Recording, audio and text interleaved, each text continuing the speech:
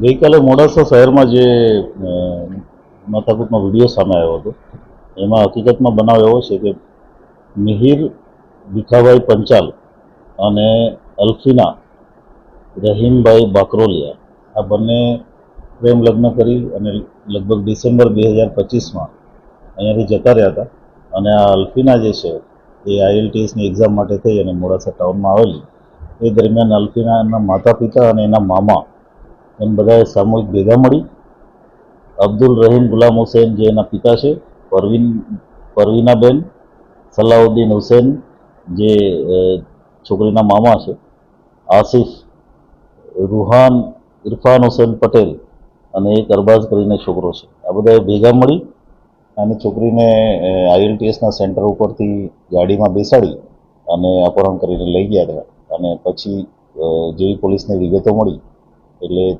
કુલ 7 અલગ અલગ ટીમો બનાવી LCB, SOG, સ્થાનિક પોલીસ સ્ટેશન, DYSPના સુપરવિઝનમાં અને અમે ભરૂચથી આ બધા જ આરોપીઓ એ છોકરી બધાને લઈ આવ્યા છીએ. જે અમારી સામે ફરિયાદ આવેલી છે એ મારામારી અને લૂંટની ફરિયાદ આવેલી છે એ અમે ફરિયાદ જે તે સમયે જે વિક્ટીમ છે એને દાખલ કરી અને આ તમામ આરોપીઓને અટક કરવાની કાર્યવાહી અત્યારે ચાલુ છે. છોકરી દ્વારા કોઈ નિવેદન આપવામાં આવ્યું?